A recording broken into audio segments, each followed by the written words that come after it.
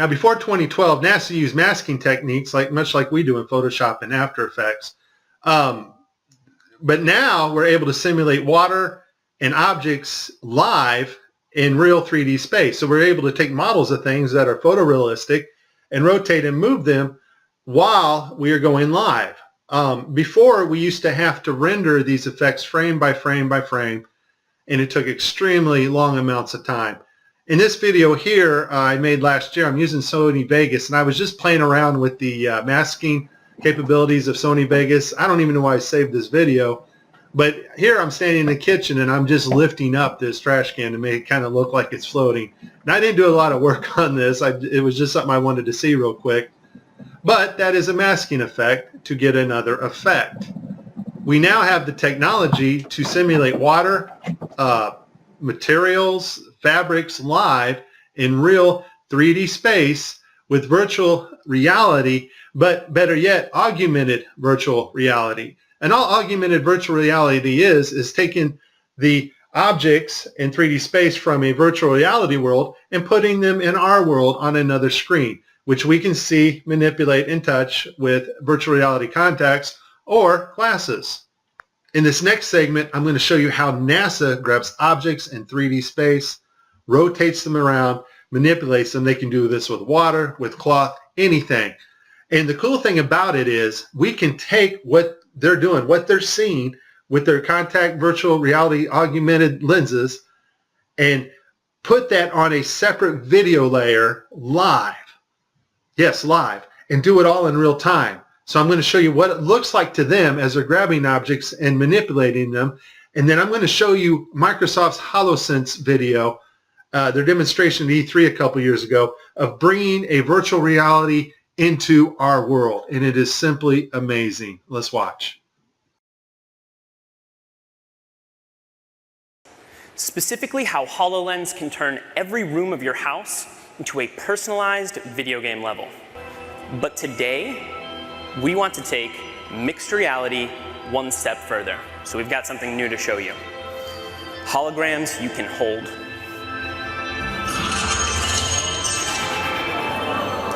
This holographic gauntlet is the weapon that Dan will be using while playing Project X-Ray. You'll notice that as he moves his arm, the hologram moves as well.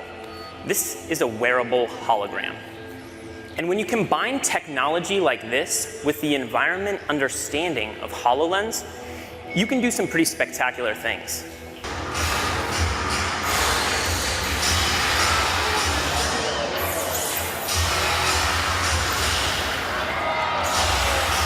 Dan can even use his shield to defend himself.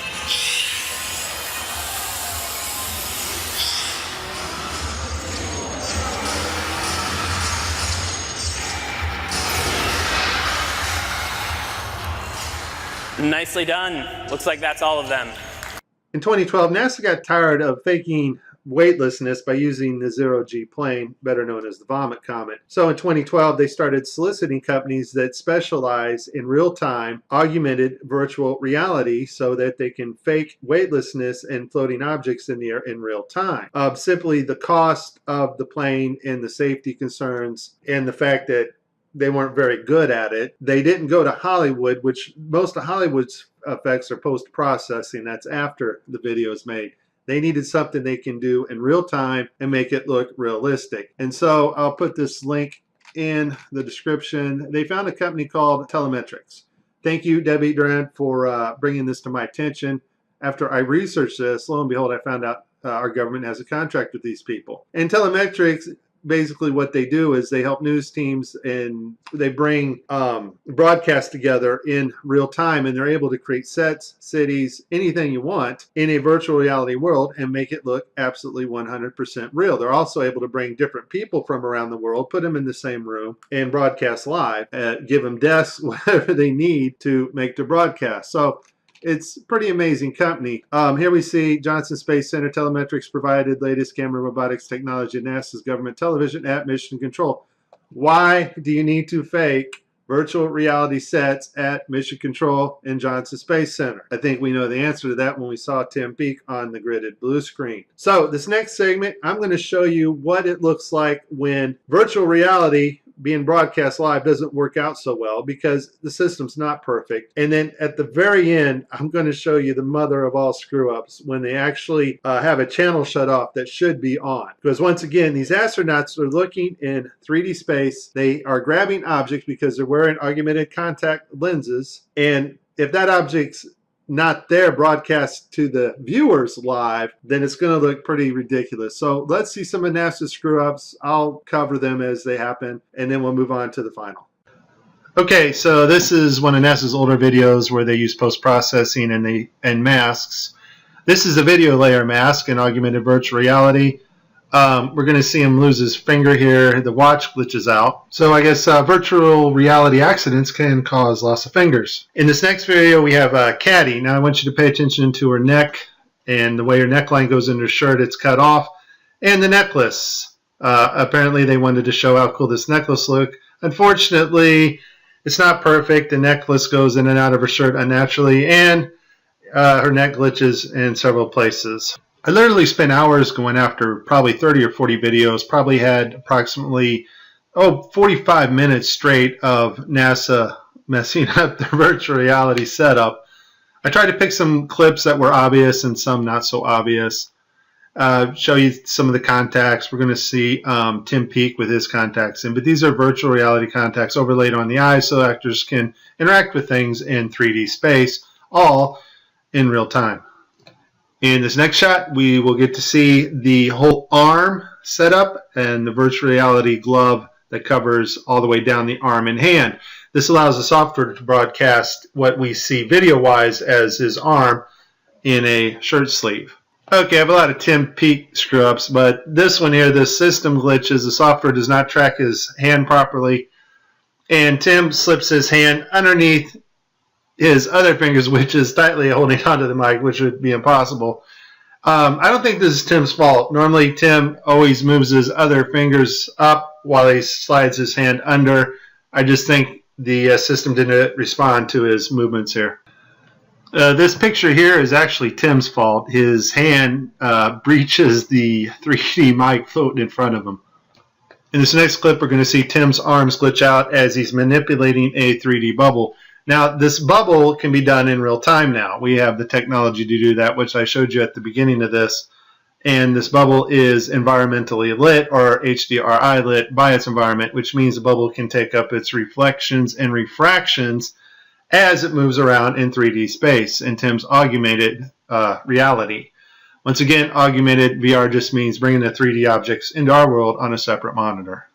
In this last clip, we're going to see NASA royally screw up. It's a live broadcast, and one of their video channels is off, not working. That's the channel that is supposed to show us, the public, what the astronauts are seeing in virtual reality.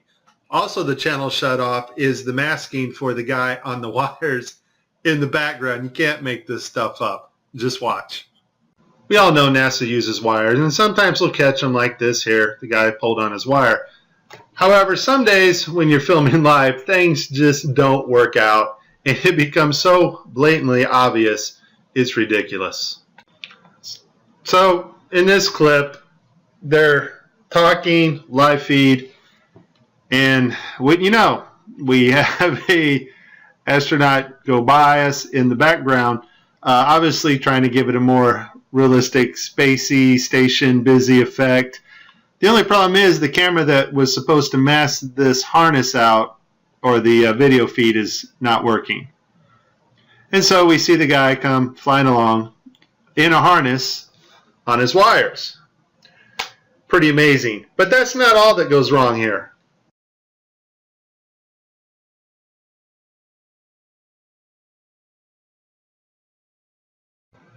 Okay, so you see to the right, this guy's flipping this hat. This hat's actually on another video channel in 3D space. It's virtual reality. They're wearing augmented contact lenses so that they can interact with these 3D objects. Now, in this scene, the guy on the left in the green shirt, he thinks he sees an object in 3D space that's being broadcast to him. So he grabs it and he puts it off to the side. He's looking straight ahead because he's looking at an object rotating in front of him, but the video channel is down that is supposed to show the viewers what we're supposed to see, and so we don't actually get to see the object that he has seen. And I would just sum this up as a very terrible, bad, horrible day for NASA doing live feeds. Hey, Tim. Tim, you still there? Yeah. Can you explain to us what this astronaut's going through as he sees something with his eyes in 3D space, but it's not actually there being broadcast to the public? What's going through this astronaut's mind? This system is sending signals to the brain that doesn't really match your eyes, and so your brain's trying to work out the two differences. Here's the thing. As much fun as this was, there is a time coming when you and I will not be able to tell the difference, and space has not changed. Technology to fake space has gotten better. Just because Adobe gets a massive update to Photoshop or After Effects, or there's a massive update at telemetrics and the virtual reality, augmented virtual reality programming, that does not advance us magically 20 years in space. Space has not changed. It's flat. It's above us. It's dimensional, and we cannot orbit Earth. You have been warned. This is very serious stuff, and if you do not get it now, you won't get it later, because later you won't know the difference. This is Mike. God bless everybody. Please like and please subscribe.